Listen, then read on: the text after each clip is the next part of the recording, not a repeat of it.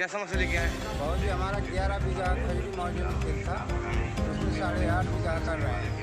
और जैसे कि हम एक रुपये में 50 पैसे के हिस्सेदार हैं, तो 25-25 पैसे वालों की खातेदारों के ऊपर बराबर कर दिया है। तो हमारा कहाँ से रकबा छूट रहा है, हम दौड़ परेशान हैं, हमारा रकबा नहीं पूरा किया जा रहा। क्या चाहते हैं? हमारा रकबा जितना है, जितना हमारे पिता जी खरीदा है, वही कहाँ से नियमानुसार कहाँ से हमारी ज़मीन पूरी कर दी जाए।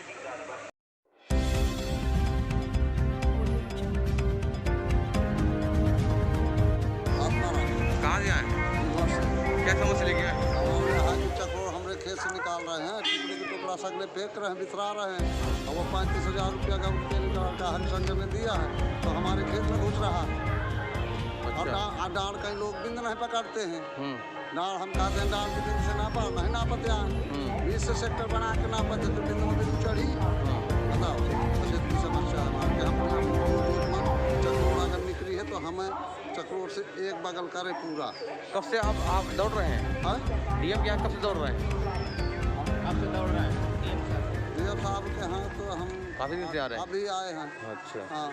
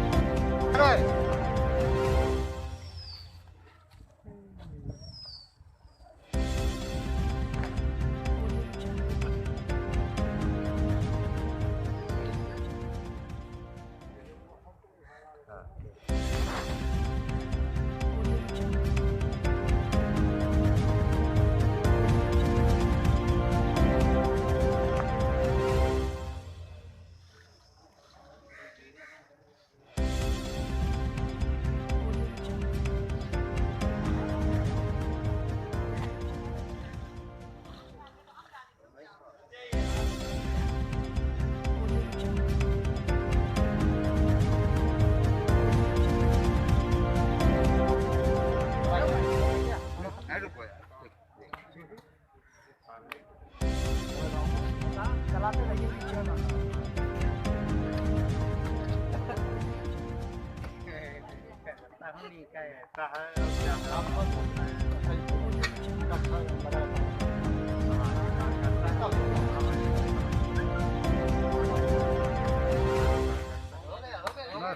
अब बहन जी आपका नाम छप जाएगा, हमें लगता है ना।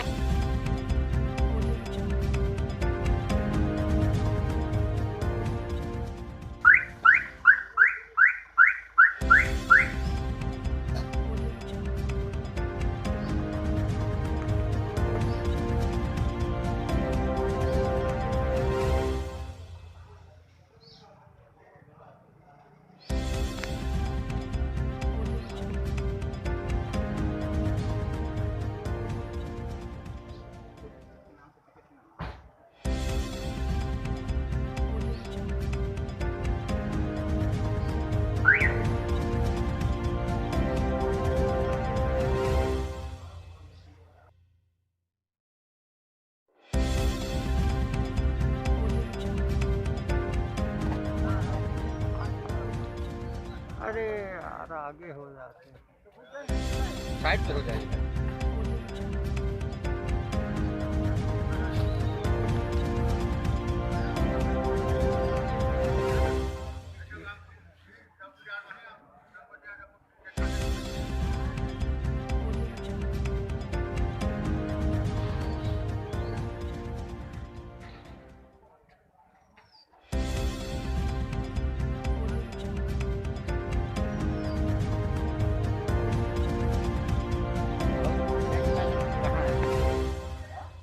बने हैं। अच्छा। हाँ।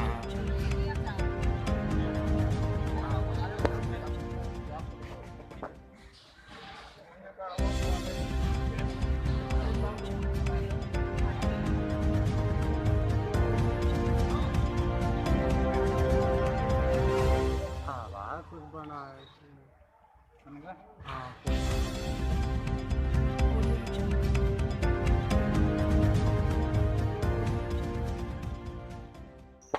ज्ञापन का क्या उद्देश्य है? ज्ञापन का हमारा उद्देश्य ये है कि जो हमने ज्ञापन में समस्याएं लिखा है, उन समस्याओं का समाधान होना चाहिए। अगर अधिकारी नहीं सुनेंगे तो किसान कहाँ जाएंगे? किसान आत्महत्या करने पर मजबूर हो जाएंगे। 2 साल से बराबर ज्ञापन दिया जा रहा है। जिलाधिकारी बबेरू, जिलाधिकारी बांदा, एक्शियन, पावर हाउस बिसंडा, कोई भी सुनने को तैयार नहीं है। जब कोई सुनने को तैयार नहीं था तो कल हमने चेतावनी दिया था कि अगर आप हमारी मांगे नहीं पूरी करेंगे तो हम आज आंदोलन करेंगे और कल हम आमरण अनशन पर बैठ जाएंगे। मांगे हमारी ये है कि जैसे गांव की जो जमीन है शमशान घाट की, उनमें अवैध कब्जा किया गया, मकान बनवाए जा रहे हैं, तो आप बताइए कि लाशें कहाँ जलाई जाएंगी? बताइए, अपने गांव घरों में तो थोड़ी नहीं कोई जला लेगा। सरकारी जमीनें हैं तो यहाँ के अधिकारियों को, सरकार को कितनी बार ज्ञापन दिया जाएगा? इतना तो हमारे पास पैसा नहीं है ना कि हम डेली किराया लगा के ज्ञापन ही देने आएंगे ना भैया। किसान आदमी हम लोग। किस गांव का मामला है? ये कई गांव का, कैरी है आपका, कोर्रम है। पहले कभी ज्ञापन दिया? बिल्कुल, कई बार ज्ञापन दे चुके हैं। हमारे पास जितने डोर टू डोर जो भी ज्ञापन दिया गया हमने जिलाधिकारी महोदय को दिया है, पुराने जो एप्लीकेशन थे हमारे।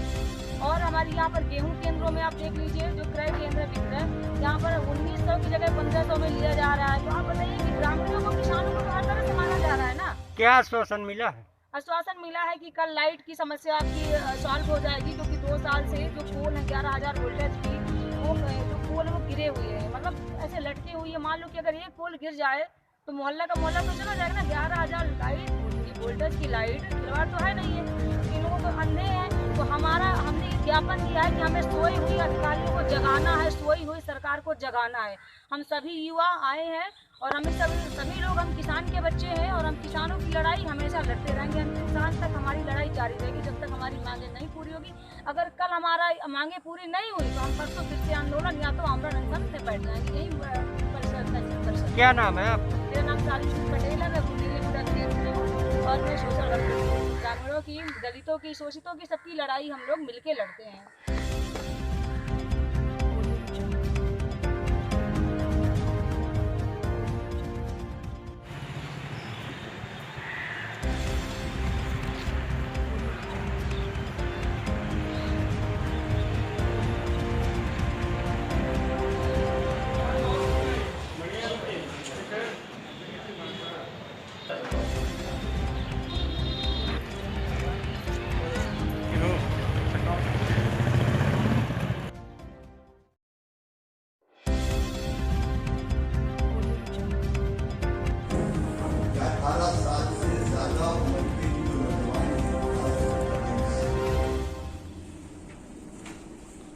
वैक्सीनेशन का काम पहले राज्यों को दिया था कि राज्य खरीदें,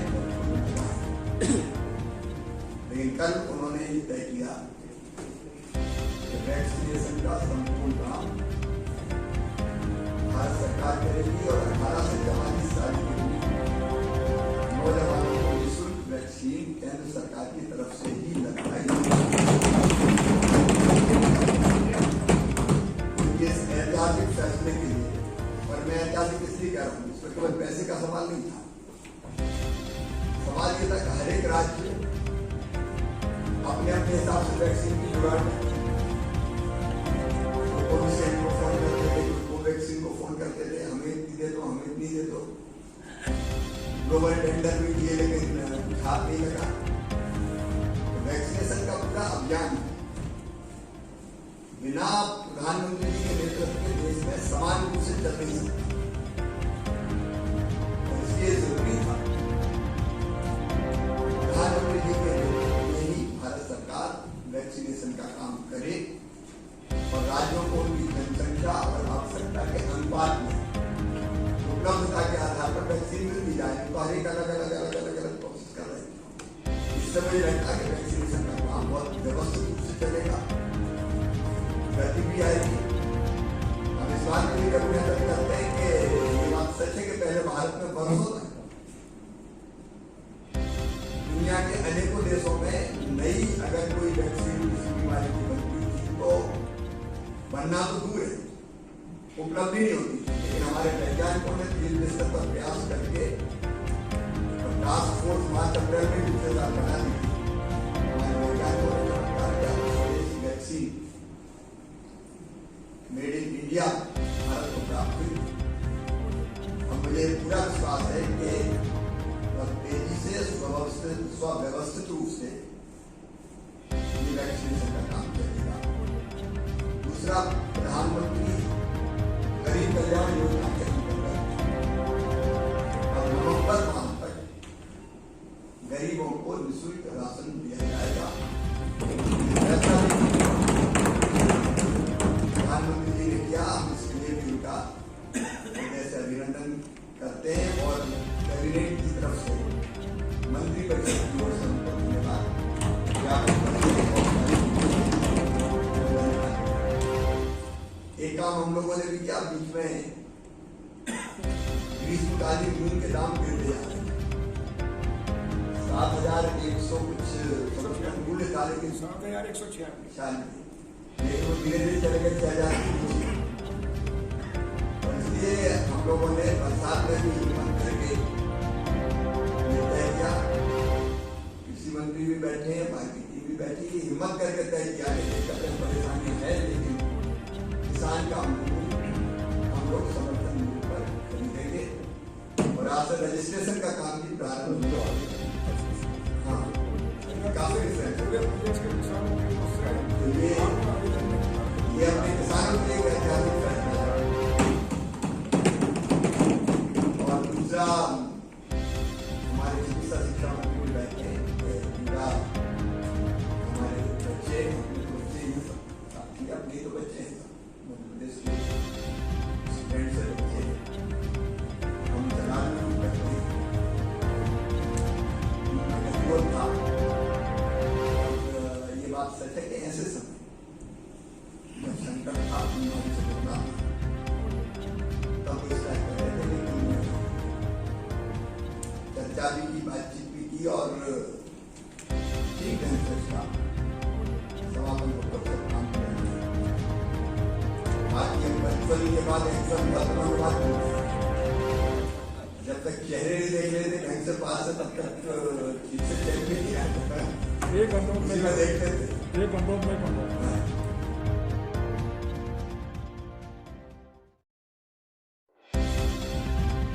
शुभ नाम सर? लोकेश आर्य जी, जिला संचालक आर्य व्हीकल मुरादाबाद। जी सर, जिस प्रकार से इस मुरादाबाद में जो काफ़ी लंबे समय से आप पूजा अर्चना का कार्य कर रहे हैं सर, क्या कहेंगे सर इसके संबंध में? ये पर्यावरण में जो अशुद्धि आई हुई है जी, उसको शुद्ध करने के लिए जी, ये आर्य समाज ने बीड़ा उठाया है जी, कि हम जी, मुरादाबाद के मोहल्लों में जाकर के, जी, जहाँ गलियाँ हैं जी, उनमें जाकर के ये यज्ञ यात्रा जो है निकालेंगे, जी, जिससे कि वातावरण शुद्ध हो जी, और लोग चैन की नींद सो सकें। जी। सर, और जिस प्रकार से आज पर्यावरण दिवस है, उसके संबंध में क्या कहेंगे सर? पर्यावरण आज अशुद्ध होता जा रहा है, जी, पेड़ कट रहे हैं, जी, अशुद्धि बढ़ रही है। जी, इसलिए जी, एक माध्यम जी, ये यज्ञ ही बचता है जी, कि यज्ञ के माध्यम से जी, हम लोग जो है वातावरण को शुद्ध करें, जी, पर्यावरण को शुद्ध करें। जी, पर्यावरण शुद्ध होगा, जनजीवन जो है सुखी होगा। पर्यावरण जो है दूषित होगा जी, तो जनजीवन अस्त व्यस्त होगा।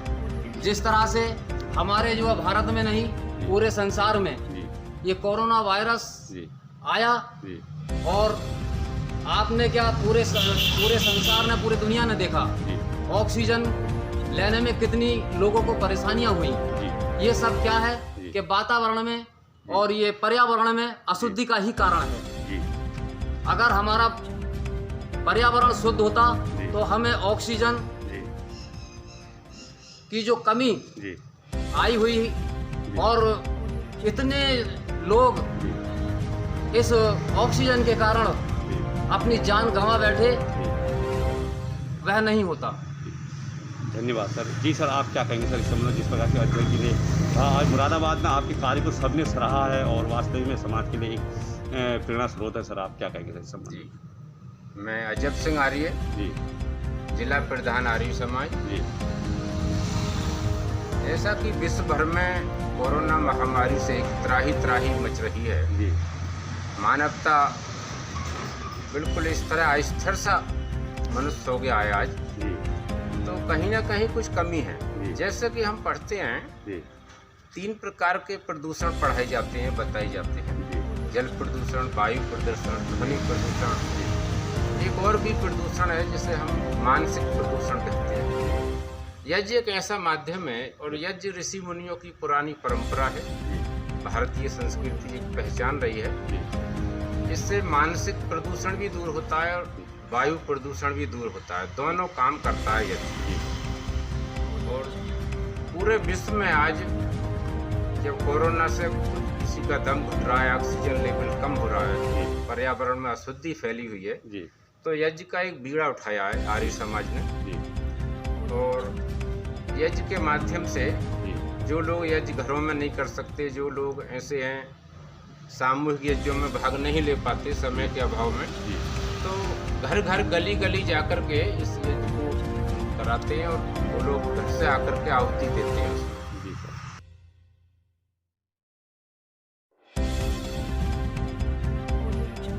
हम सर मैं अंकुश सक्सेना, भगवत रक्षा परिषद प्रांत उपाध्यक्ष। जी सर, जिस प्रकार से कोरोना काल में भगवत रक्षा परिषद ने जो काम किया है और उस कार्य को, एक सामाजिक स्तर के कार्य को लोगों ने सराहा है, मुरादाबाद के वासियों ने, क्या कहेंगे सर इस संबंध में, जिस प्रकार से? देखो, भगवत रक्षा परिषद जी एक संगठन है जी। जिसकी स्थापना भी जनवरी में ही हुई है फिलहाल में। जी इसके संस्थापक श्री अजीत पांडे जी हैं जी और ये हमारे बड़े भाई शंकर प्रजापति प्रदेश मंत्री युवा प्रकोष्ठ हैं। जी हमारा संगठन जो होता है वो संगठन जो काम करता है वो मीडिया के थ्रू काम नहीं करता। हम संगठन जो होता है वो समाज के नहीं काम करता। ये नहीं कि हमने अगर कोई काम करा जी तो हम उसे, अगर हम राशन बांट रहे हैं तो उसे मीडिया को दिखाएं या कुछ करें। हम जो काम करते हैं वो चुपचाप काम करते हैं, क्योंकि खाना एक ऐसी चीज़ है, जी हर कोई खाता है। अगर हम खाना देते हुए किसी का फोटो लें तो उसका अपमान नहीं करते। जी सर, आपके भगवा रक्षा परिषद के कार्य को कई लोगों ने इसकी तारीफ की है। वास्तव में आपने ये बात सही की कि मीडिया में हमने कम फोकस रखा, ज़्यादातर हम लोगों की सेवा करते रहे।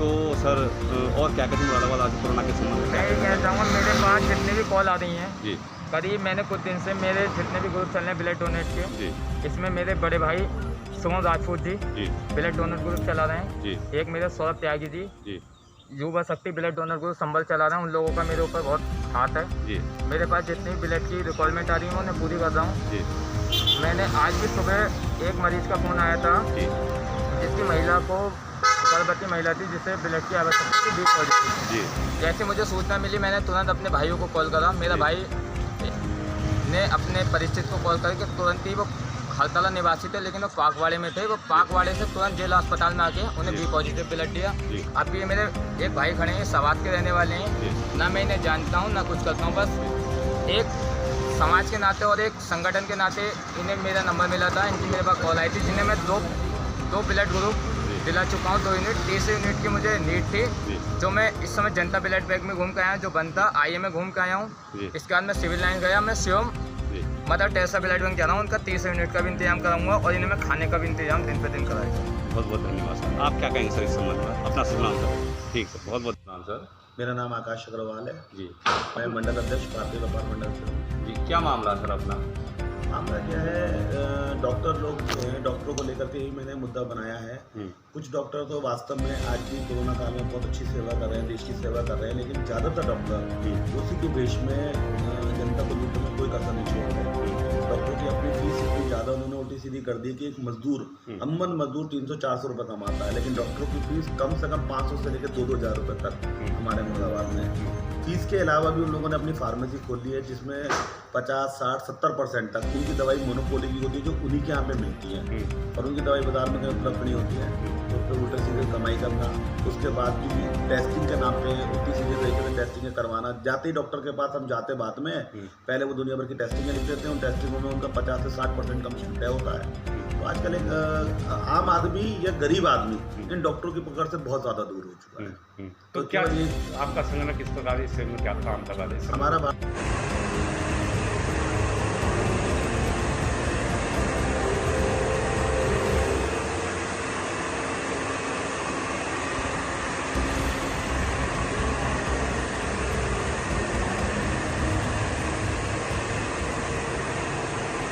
जैसे हम ये सब काम कर पाए। ठीक है, जी सर, जाना चाहना शुभ नाम सर। मैं रवि यदुवंशी, आप सबकी रसोई से व्यवस्था प्रमुख और बड़ी बहन जीतू बिश्नोई जी, जो आप सबकी रसोई की संस्थापिका संयोजिका हैं जी।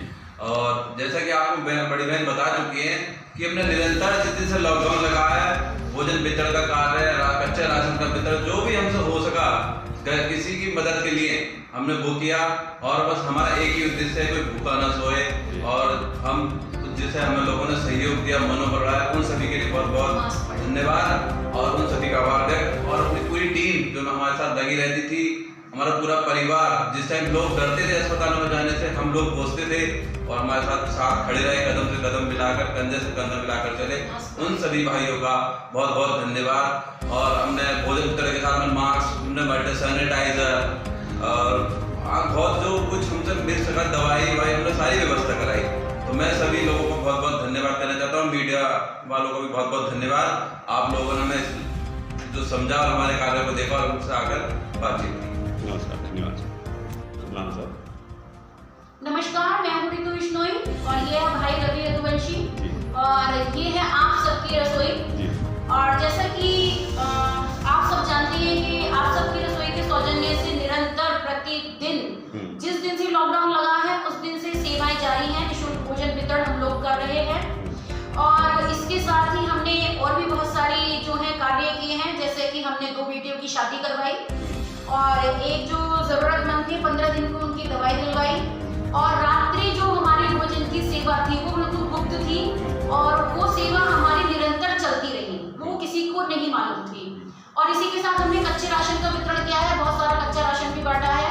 लेकिन कच्चे राशन का हमने कोई फोटो ये वो कुछ नहीं डाला, क्योंकि बहुत सारे लोग थे जो ऐसे थे, बहुत अच्छे परिवार से थे, लॉकडाउन के चक्कर में उनका जो जॉब नहीं थी, कोई दुकान वाला दुकान नहीं जा पा रहा था, तो ऐसे लोगों का फोटो खींचना अच्छा नहीं लगा और उनके आत्मसम्मान को ठेस न पहुंचे। लेकिन हमारा कार्य था ज़्यादा से ज़्यादा लोगों के पास तक मदद पहुंचाना और हमने वो बिल्कुल अपने तन मन धन समय और श्रम उसे पूरे व्यवस्थित ढंग से करने की कोशिश की।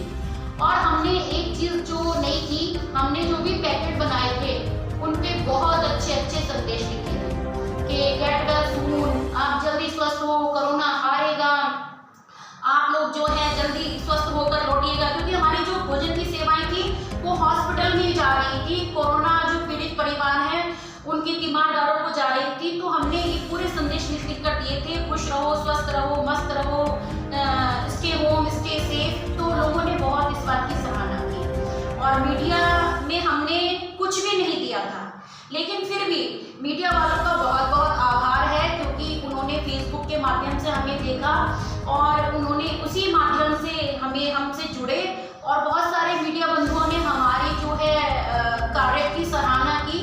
मैं सभी का बहुत दिल से हार्दिक नमन, वंदन, धन्यवाद, अभिनंदन करती हूँ कि आप सब लोगों ने हमारा इतना मनोबल बढ़ाया। आप सभी का बहुत बहुत धन्यवाद है। ये भाई रवि यदुवंशी है और इनके बारे में मैं इतना कहना चाहूँगी कि इसकी वजह से ही मैं ये रसोई चला पाई, क्योंकि सुबह से लेकर शाम तक ये मेरे साथ कंधे से कंधा मिलाकर खड़े रहे। सुबह उठकर 6 बजे मंडी जाना, ये बहुत बड़ी बात है प्रतिदिन, और उसके बाद हलवाई आ जाना, पैकिंग करवाना। हमारे बीच में कमल बोला जी, अब ये लगाइए, वो हाइडल में है, हाइडल के दफ्तर बंद नहीं हुए, बत्ती का कोई लॉकडाउन नहीं होता, ये आप जानते हैं। उन्होंने नई गाड़ी निकाली थी क्रेटा और उनकी पूरी गाड़ी उनकी बिल्कुल गोदाम बन गई और उन्होंने अपना सारा समय छोड़कर हमारी रसोई में समय दिया। उनका बहुत बहुत धन्यवाद है। मैं शिवसेना का जिला प्रमुख विजेंद्र अरोड़ा अपने जिला कार्यालय से आप लोगों से बातचीत कर रहा हूँ।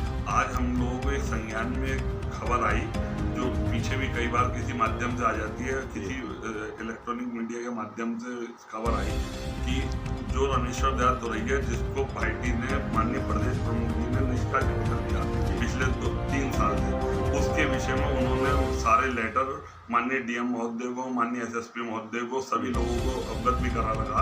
और हमें 3 दिन पहले ही किसी पत्रकार महोदय के द्वारा भी बताया गया, एक फर्जी अपनी एक बोलेरो गाड़ी में जिला प्रमुख नाम लिख करके गाड़ी का नंबर भी अंकित करके हम लोगों ने माननीय डीएम महोदय को भेज दिया है कि उसमें जिला प्रमुख की प्लेट लगा करके कुछ लोग घूम रहे हैं। तो हम लोगों ने इसलिए कि कल को कुछ लोग शिवसेना को बदनाम करने के उद्देश्य से उससे कौन से गलत कर रहे हैं, क्योंकि शिवसेना को बढ़ाना हमारा उद्देश्य है। किसी निष्कासित पदाधिकारी को किस वजह से निष्कासित करा गया, इन पे पहले भी अवैध वसूली के, अवैध धन लेने के और कार्यकर्ताओं का शोषण करने के इस तरह के आरोप होने के बाद पार्टी से निष्कासित किया गया।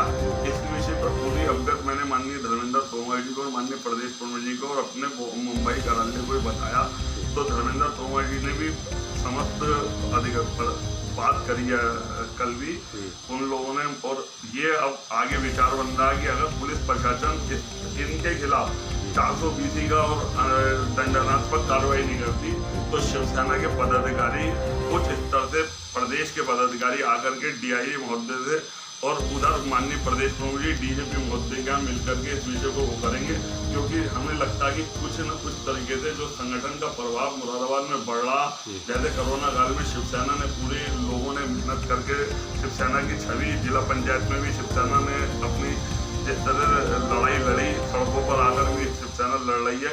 कहीं ना कहीं कोई ना कोई राजनीतिक संगठन कोई ना कोई इसकी छवि को धूमिल करने के लिए सब काम कर रहा है। इसके लिए हम सब लोग, आप सब लोगों से भी यही अपील करेंगे अपने पत्रकार बंधुओं से कि इस तरह के फर्जी लोगों को छापना बंद करा जाए।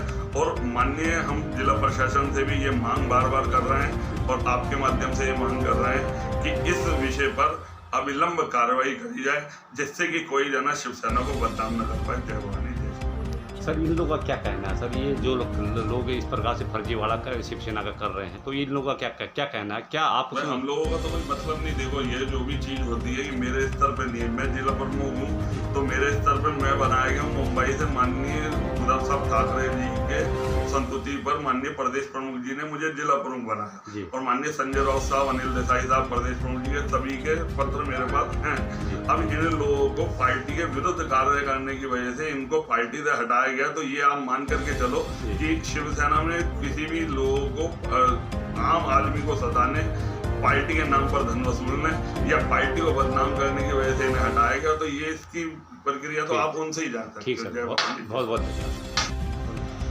आज पत्रकारिता समन्वय समिति के द्वारा जिलाधिकारी महोदय को एवं एसएसपी महोदय को ज्ञापन दिया गया इस संबंध में कि क्या पत्रकार को खबर छापने का अधिकार नहीं, किस प्रकार से पत्रकारों का शोषण पत्रकारिता समन्वय समिति को जहाँ भी पत्रकारों के लिए इस प्रकार के पत्रकारों का शोषण हमें नजर आता है। पत्रकार एकता समन्वय समिति उसके लिए हमेशा पूरे प्रदेश में काम कर रही है। पत्रकार का शोषण का बर्दाश्त नहीं है।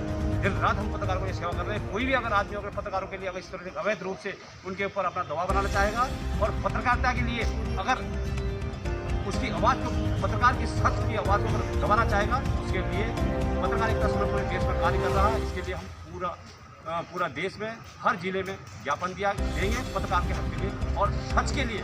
और पत्रकारिता समन्वय पूरे देश में अपना कार्य कर रहा है। कहीं भी पत्रकारों भाइयों के लिए कोई दिक्कत आती है, जहाँ भी पत्रकारों के लिए कोई संज्ञान में आता है, हम उसकी हमेशा आवाज़ उठाएंगे उसके न्याय के लिए।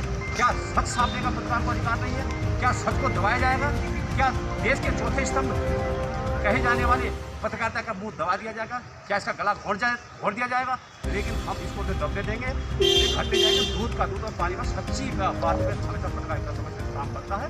ऐसा ही एक मामला सुमित शर्मा ठाकुर द्वारा के नाम से आया हुआ है, जिसकी वजह हमें काफ़ी दुखी बात है। जिस प्रकार से उन्होंने ये कहा कि हमारे लिए एक खबर छापी थी आंगनबाड़ी की, उस समय मेरे ऊपर मुकदमा दर्ज हो गया, ऐसा उन्होंने ज्ञान में डाली थी, सारी बातें बताई थी। और इसके लिए पत्रकारिता समन्वय समिति के हक के लिए और उनकी निष्पक्ष तरीके से जाँच की जाए और सबूतों के आधार पर कार्रवाई की जाए। किसी प्रकार से भी गलत दबाव या गलत इंजाम लगाए जाएंगे। अगर जो कार्रवाई अगर गलत तरीके से की जाएगी तो उसके लिए पत्रकारिता समन्वय समिति सच्चाई के लिए पूरे देश में ज्ञापन देगी। ये न्याय के लिए टीकाकरण जो चल रहा है कब चल रहा है? 17 से 17 अप्रैल। ये जगह कौन सी यहाँ पर? Methodist girls inter college.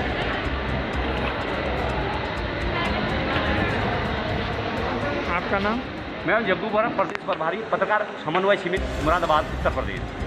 आप यहाँ पर किस लिए आए हैं? क्या सर, हमने आज जिस प्रकार से कोरोना महामारी अपने देश में कदम जमा रखे हैं और कई घर बेघर कर दिए हैं। जिस हिसाब से सरकार की गाइडलाइन के मुताबिक जिस प्रकार से यहाँ पे टीकाकरण का अभियान चल रहा है, बहुत लोग यहाँ पे देखिए आप, बहुत भीड़ है। हर साल से 44 तक के जो टीके लगाए जा रहे हैं, उस साल से मैंने भी अप्लाई किया था परसों, तो कल किया था, तो आज मेरा नंबर आया, मैंने टीका लगाया सर, वैक्सीन लगाया। कैसा महसूस कर रहे हैं सर? मैं बहुत बढ़िया, अच्छा अपने को स्वस्थ महसूस कर रहा हूँ और ऐसी कोई दिक्कत बरहाल में नहीं है सर, बढ़िया हो। और अपने आप को ऐसी कोई बुखार क्या कहना चाहेंगे? सॉरी, जनता के लिए क्या कहना चाहेंगे वैक्सीन का टीका जो आपका लगा? सर, जिस प्रकार से हम लोग वैक्सीन लगा रहे हैं, सभी लोग वैक्सीन लगा रहे हैं, तो यह एक जागरूकता का संदेश है। आप देख रहे हैं, इधर देखिए कैमरामैन सर, इधर देखिए आप, ये भागता है और देख रहे हैं लोग अपना वैक्सीन लगा रहे हैं। एक जागरूकता का संदेश समाज के लिए दे रहे हैं। ये सबसे बड़ी इंसानियत में मानवता की मिसाल कहेंगे इसको, कि आदमी को, हर किसी को ये अपनी सुरक्षा, किसी और के लिए नहीं, अपनी सुरक्षा के लिए जो है टीके लगाने चाहिए। और हर किसी को ये चीज़ें समझनी चाहिए कि वास्तव में कोरोना महामारी किसी घातक बीमारी है। ठीक है सर, धन्यवाद, नमस्कार।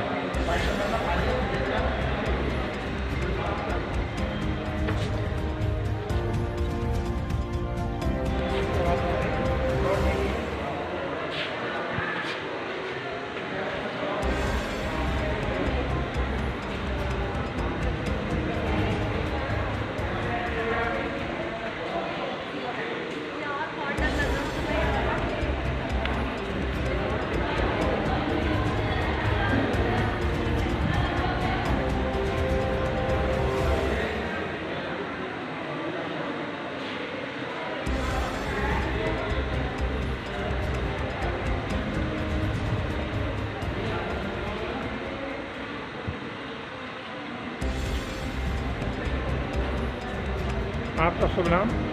जी प्रणाम साहब। जी, नाम राजेंद्र सिंह है, शुभ नाम। यहाँ पर जो है कौन सी जगह है जहाँ पर आप आए हैं? ये civil line Methodist girls inter college है सर। इसलिए आए हैं आप यहाँ सर? पर वैक्सीकरण के लिए आए हैं। वैक्सीन टीकाकरण के लिए? जी। सरकार की गाइडलाइन क्या है? यही है, 2 गज दूरी बनाए रखें, अपने आप को सुरक्षित रखें और दूसरों को भी सुरक्षित रखें। तो जब 2 गज की दूरी आप मानते हैं तो सरकार की गाइडलाइन का पालन किया जाना चाहिए।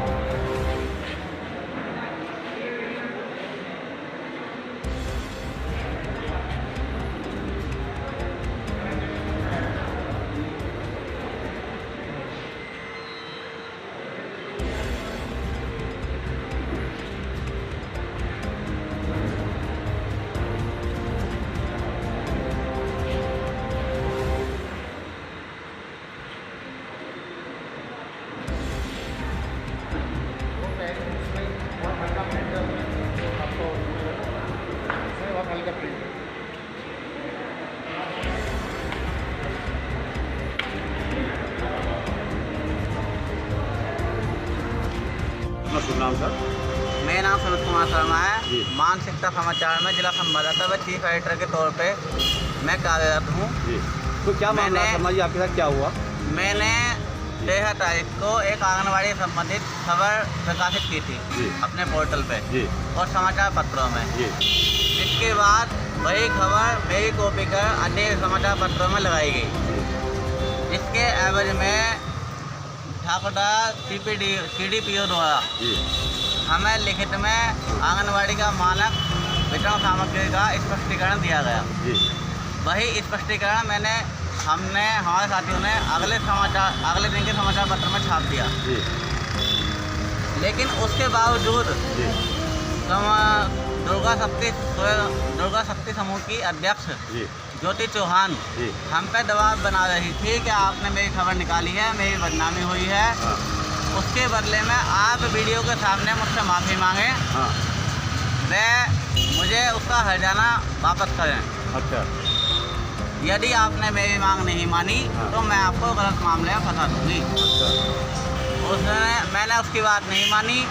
उसने मुझ पर अधिकारियों का दबाव बनवाया, तो अधिकारियों से मैंने जवाब में बोल दिया कि अगर मेरी खबर में कोई मिस्टेक है तो आप उस खबर की पंक्ति को हाईलाइट करें और मेरे नाम से कोई मुकदमा पंजीकृत कर दें या मेरे पेपर के नाम से। खबर में गलती नहीं मिली तो मामला यहाँ डिस्मिस हो गया था। लेकिन 6 तारीख को मेरे पास थाने से फ़ोन आया कि आपके ऊपर ज्योति चौहान ने तहरीर दी है।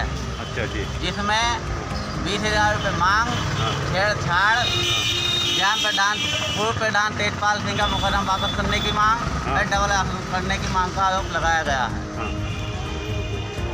तो आप क्या चाह रहे हैं, मतलब इस प्रकार का अगर उन्हें इस प्रकार से वो कर रखा तो आप क्या कहना चाहेंगे?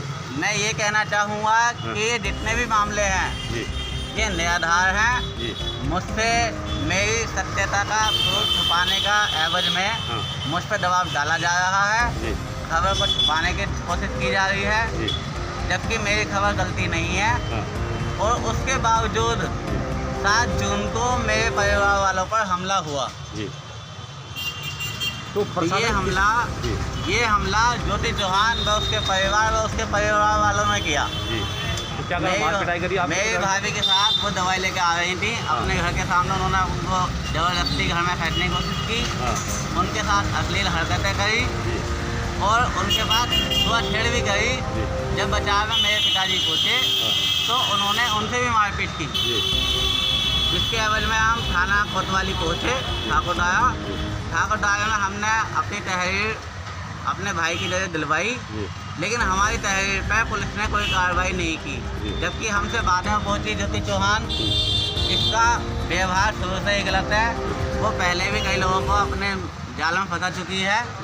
ये सब जानते हुए भी पुलिस प्रशासन ने उसकी तहरीर पर पहले कार्रवाई की और हमारा मुकदमा दोपहर 3:20 पर पंजीकृत किया। अब हम प्रशासन से यही मांग करते हैं कि कृपया निष्पक्ष जांच कर मामले की पुष्टि करें और उसके बाद महिला सुरक्षा कानूनों का गलत प्रयोग करने व लोगों पर झूठा मुकदमा लगाने के आरोप में उस पर सख्त से सख्त कार्रवाई की जाए। यही हमारी मांग है और यही हमारे अन्य पत्रकार साथियों की मांग है। तो आप क्या कि पूरे प्रदेश में जिस प्रकार से पत्रकार एसोसिएशन ने भी काफ़ी सहयोग सपोर्ट करने की, मतलब उस संबंध में क्या कहेंगे? क्या मतलब पत्रकार को इस प्रकार से योगदान, अगर वास्तव में विदाउट आपने कुछ नहीं कर रखा, आप निराधार हैं, कोई आपने ऐसे काम नहीं करके विदाउट सबूत के आधार पर क्या कोई कार्रवाई हो जाती है? ऐसा है, मुझे खबर मिलती रहती है कि मेरे उत्तर प्रदेश में योगी सरकार होने के बावजूद भी पत्रकारों का शोषण हो रहा है। उन पर गलत मुकदमे लगाए जा रहे हैं और झूठे मुकदमों में फंसा कर जेल भेजा जा रहा है, जिसकी हम कठोर निंदा करते हैं। और यही मामला आज मेरे साथ भी है, कल किसी और के साथ भी हो सकता है। आजकल कुछ महिलाएं अपने महिला सुरक्षा कानूनों का गलत उपयोग कर रही है और लोगों को झूठे मुकदमों में फंसाकर लोगों से पैसे हड़पने की जालसाजी रचती रहती है। अतः हमारे प्रशासन से, उत्तर प्रदेश सरकार से यही मान्यता है। इसके चलते आज मैं मुरादाबाद जिला का अधिकारी महोदय को मुख्यमंत्री के नाम ज्ञापन सौंप रहा हूँ, ताकि पत्रकारों का आगे से हो रहा शोषण रोका जाए, उन्हें न्याय दिया जाए और इन जैसी महिलाओं पर कार्रवाई की जाए। हमें पत्रकारों का शोषण बर्दाश्त नहीं होगा। अगर इसके लिए हमें जेल भी जाना पड़ेगा तो हम उसके लिए तैयार हैं। पत्रकारों के हित में हम अपनी मांग करेंगे और हर जिले में, हर प्रदेश में करेंगे।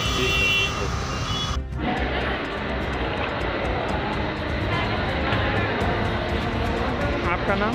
मैं जग्गू बरन, प्रदेश प्रभारी पत्रकार समन्वय समिति मुरादाबाद, उत्तर प्रदेश।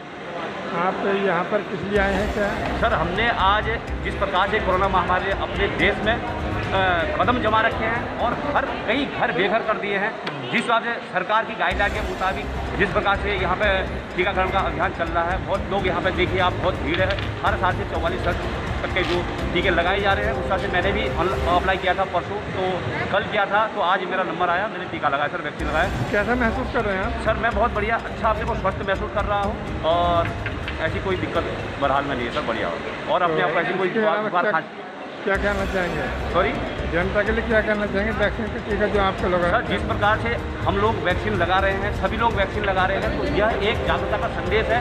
आप देख रहे हैं, इधर देखिए कैमरामैन साहब, इधर देखिए आप, भीड़ भाड़का है और देख रहे होंगे लोग अपना वैक्सीन लगा रहे हैं। एक जागरूकता का संदेश समाज के लिए दे रहे हैं। ये सबसे बड़ी इंसानियत, मानवता की मिसाल कहेंगे इसको, कि आदमी को, हर किसी को ये अपनी सुरक्षा, किसी और के लिए नहीं, अपनी सुरक्षा के लिए जो है टीके लगाने चाहिए और हर किसी को ये चीज़ें समझनी चाहिए कि वास्तव में कोरोना महामारी कितनी घातक बीमारियाँ हैं। ठीक है सर, धन्यवाद, नमस्कार।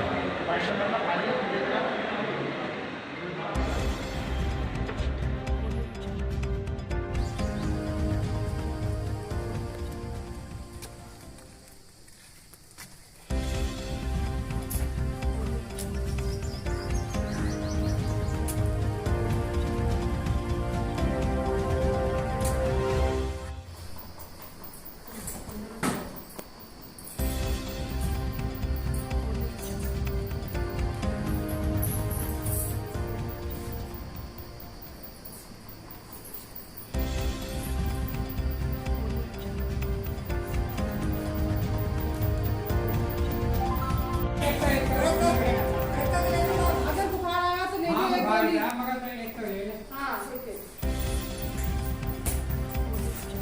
आसपास वालों को भेज दो, उनको भाई टिक्के लगा लो। वे कहाँ अब वली डैडी को भेज दे अपने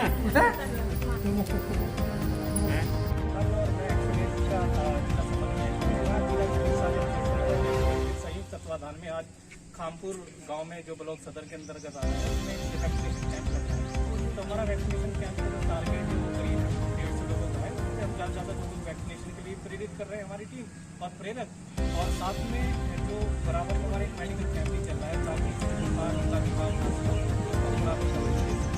ऐसे हमारे कैंप वैक्सीनेशन के मेडिकल कैंप पूरे ज़िले में अभी करीब 1 दर्जन के करीब चल रहे हैं। तो अलग अलग हमारे लोग हैं, तो इसमें हमारा ये उद्देश्य कि हम ज़्यादा जो भ्रांतियाँ हैं, गलत भ्रांतियाँ जो वैक्सीनेशन को लेकर है वो दूर हो और लोग ज़्यादा वैक्सीनेशन कराएं और कोरोना से बच सकें।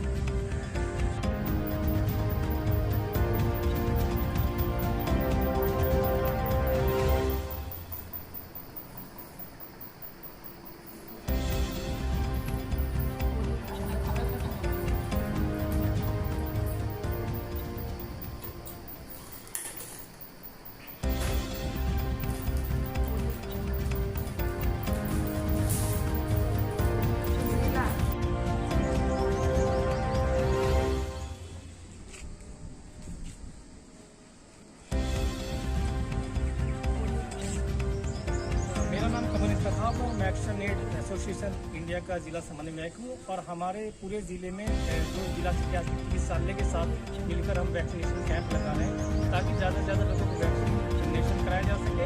और आज खामपुर गांव में जो ब्लॉक सदर के अंतर्गत आता है इसमें हमारा ये जिला चिकित्सालय के साथ वैक्सीनेशन कैंप है। हमारे प्रेरक पूरे गाँव में जाकर लोगों को प्रेरित कर रहे हैं ताकि हम अपने 150 लोगों का जो हमारा आज का टारगेट है उसको पूरा कर सकें।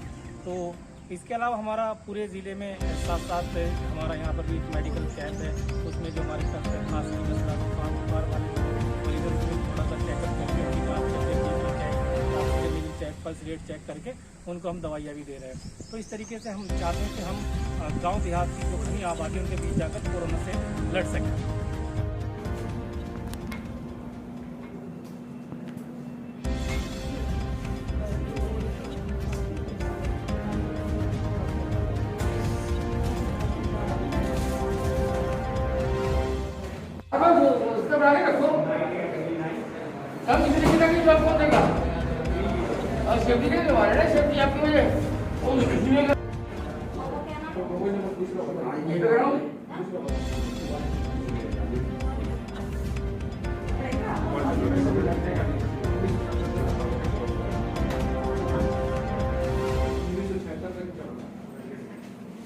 मैं सुनील अग्रवाल रोटरी क्लब में मिटाती हूँ।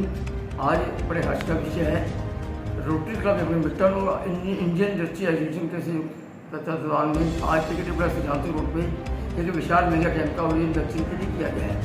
जो 45 वर्ष के अधिक आयु के व्यक्ति हैं उनको आज पहली डोज कोविशील्ड की और दूसरी डोज कोविशील्ड की लगवाई जा रही है। जिन्होंने पहली डोज लगवा ली है और टिकोटे जो है वैक्सीन लगवाना बहुत ज़रूरी है हमारे लिए। हमें आप भी लगवानी चाहिए और औरों को प्रेरित करना चाहिए। सुरक्षित है, इससे कोई दिक्कत परेशानी नहीं है। हमारी पूरी सरकार मोदी जी, योगी जी, गवर्नमेंट पूरी लगी हुई है। वैक्सीन लगवाने घाटे का कैंप लग रहे हैं। मैं सभी से अपील करता हूँ कोरोना से बचाव के लिए वैक्सीन ही उपाय है, इसे लगवाना चाहिए सभी को और सभी को प्रेरित करना चाहिए। इससे कोई किसी तरह की दिक्कत नहीं है। हम आगे भी 18 वर्ष के जो कैंप लगने चालू होंगे 18 वर्ष तक के उनके भी कैंप को लगवाने की व्यवस्था कर देंगे। आज ये कैंप लग रहा है, 70-80 लोगों की उम्मीद है कि आज वैक्सीन लग जाएगी। हम आगे भी लोगों को प्रेरित करते हुए जितने हमारे आसपास जहाँ से बड़ी व्यक्ति वाले हैं उनकी सुरक्षा के लिए, अपनी सुरक्षा के लिए वैक्सीन लगवानी है। जो कर्मचारी है उनकी वैक्सीन लगवाई जा रही है, पूरे परिवार को लगवाई जा रही है, सभी को लगवानी चाहिए। सुनील जी, जो वैक्सीन कैंप लगा है अभी जो लोग रह जाएंगे वैक्सीन से उसके लिए दोबारा कैंप का इसी जगह दोबारा भी कैंप की व्यवस्था कर रहे हैं। हमारे बराबर में गुलशन केमिकल है, 14 दिन को उनका भी कैंप लगाने का मन बन रहा है। तो वहाँ भी कैंप की व्यवस्था हो जाएगी। कुछ जो लोग रहते हैं उन्हें हम वहाँ व्यवस्था करवा देंगे। कैंप की कोई दिक्कत नहीं है, हमारे जगह पर नहीं है। आज कैंप में जो मुख्य अतिथि रहे हमारे सीएमओ साहब महावीर प्रसाद जी और पूरीदास जी रहे, विधायक जी वर्मा और पूरी स्वास्थ्य विभाग की टीम का पूरा सहयोग रहा। उन्होंने हमें पूरा सहयोग दिया और हम भी उन्हें आगे सहयोग देने का आश्वासन करते हैं कि ऐसे ही हम स्वास्थ्य विभाग से मिलकर के सुरक्षा के लिए जनता की हम काम करते रहेंगे। ठीक है सर, धन्यवाद।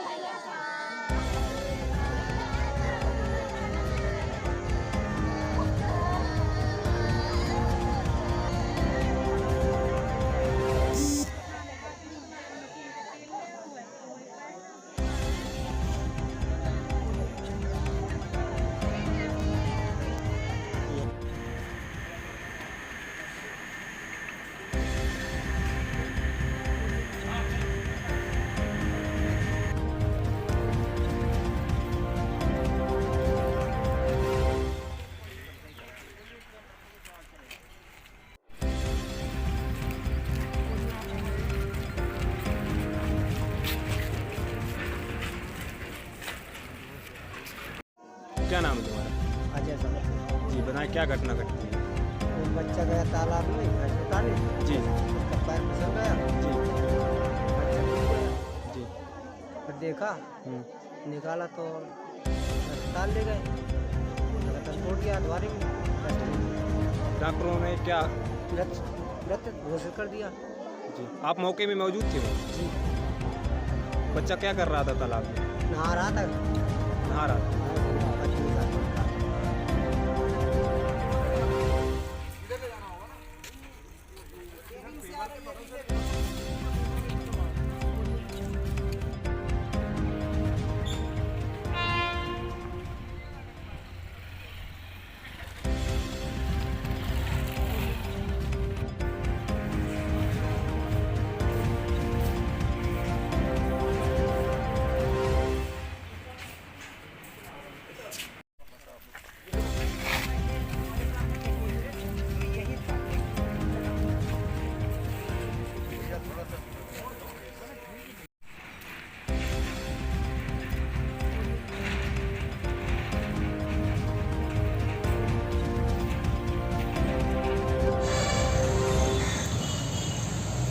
ऊपर में है।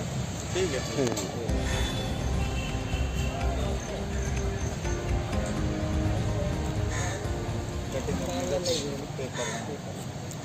ये संपर्क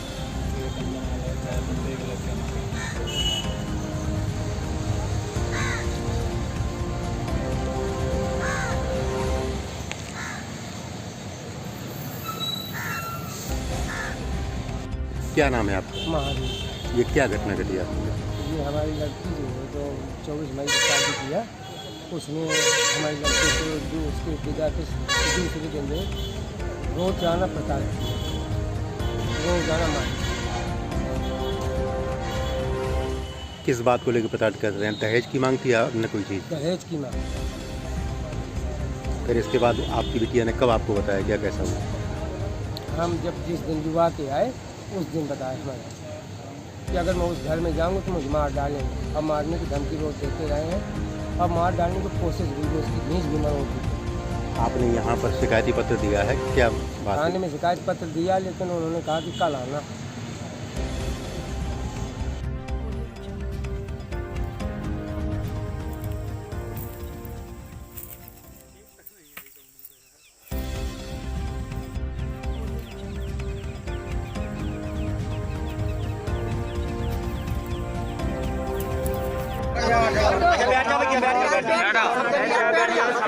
का फॉलोअर था, इसकी उम्र करीब 30 वर्ष की थी।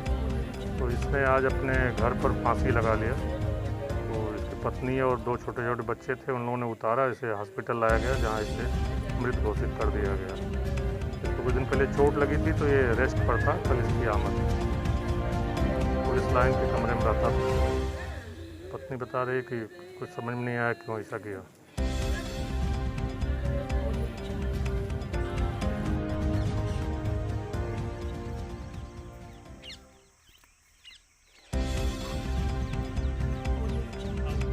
अरे जिसको आना था आ गए।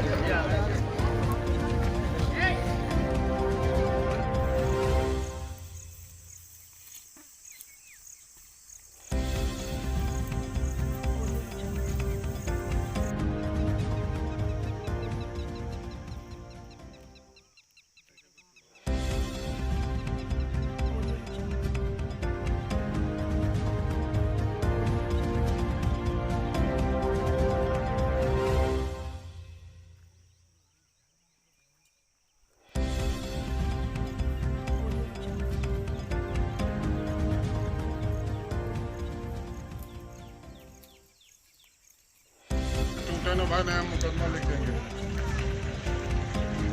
हमारों का मामला है, बच नहीं पाओगे, लंबरदार बने घूम रहे हैं। खातिर इसमें कुछ करना नहीं, पहले इंसान से संस्कार करने।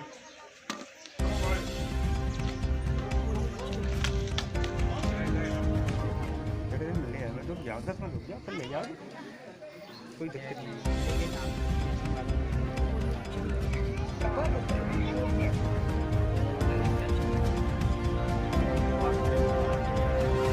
सुमेरपुर में 19 बैलों को गोबर के लिए ले जाते समय 6 आदमी पकड़े गए हैं। सब पैदल बैल हाँक के ले जा रहे थे।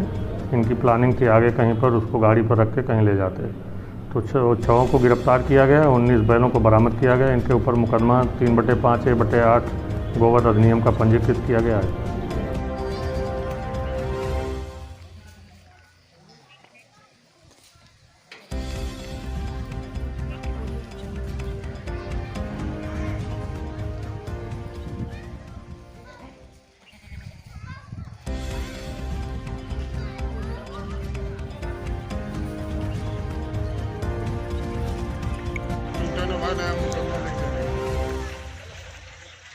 हमारों का मामला है, बच नहीं पाओगे, लंबरदार बने घूम रहे हैं। खातिर इसमें कुछ करना नहीं।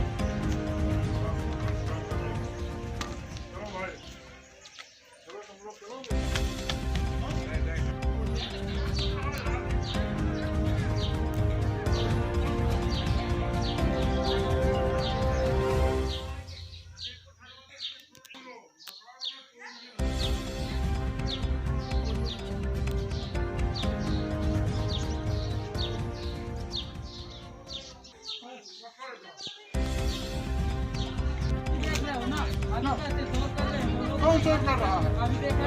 कौन शोर कर रहा है? अरे शोर तुम कर रहे हो, तुम क्यों कर रहे हैं?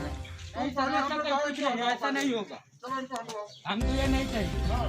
आपने साइन करा लिया तो इसका ये मतलब थोड़ा है सर कि नहीं? क्या हम बैनामा करा लिया क्या? तुम लोगों के चूतिया से यहाँ कुछ नहीं मिलेगा तुमको। तुमको जब कह रहे हैं कि हमारी जिम्मेदारी है तो तुम हमको नहीं विश्वास है। नहीं विश्वास तो जाओ जहाँ जाना हो। जो कह रहे हैं उसको नहीं करो। सबसे बड़ा कोई अधिकारी आएगा जो हम। क्या नाम है आपका? शिवाजी नाम है मेरा, बजरंग का पूर्व जिला से हो जाता। जी यहाँ पे कल रात्रि में गौ तस्करों को आपके द्वारा जो है पकड़ा गया है, तो क्या था पूरा मामला? कल मुझे सूचना मिली लगभग 11:30 बजे रात में कि लोग गौ तस्करी यहाँ से करते हैं और कई दिनों से काम चल रहा था, इससे मुझे सूचना मिली और आज भी हो रहा है। हमारे प्रशासन के माध्यम से यहाँ के जो इंचार्ज हैं राजेश साहब, कुछ प्रशासन के लोग यहाँ 4-5 सिपाही पुलिस वो पहुँचे और मैं भी पहुँचा, तो मौके पर ही ये बरामद की गई और 5 लोग पकड़े गए। 2 मेरे गांव के भी थे, एक बच्चा मुसलमान और गुट्ठू मुसलमान, और कुछ लोग यहाँ से जैसे हम लोग पहुँचे हैं आगे भी 5 लोग पकड़ में आ गए आगे पुलिस का काम।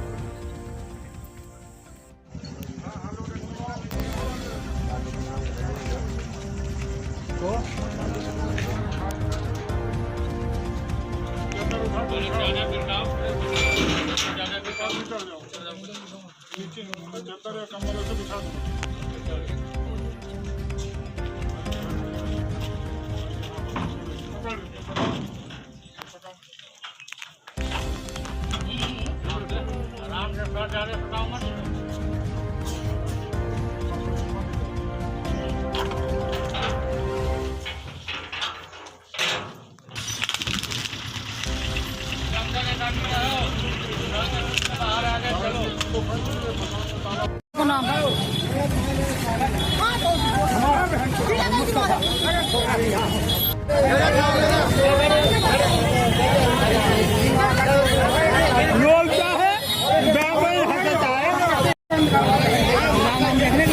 बब्बा को नाम पूछ ले, बब्बा को नाम।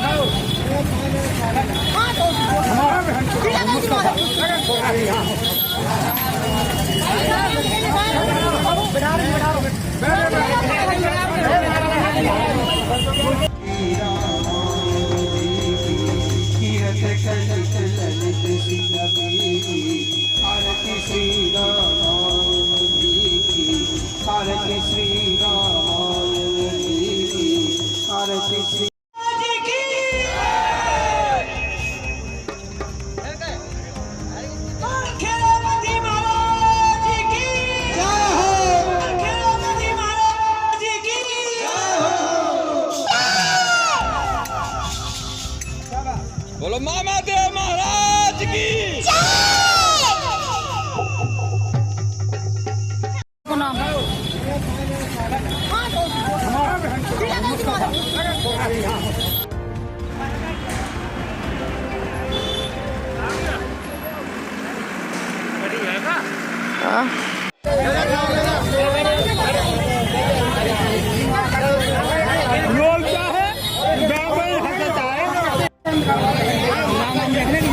बब्बा को नाम पूछ ले, बब्बा को नाम। हाँ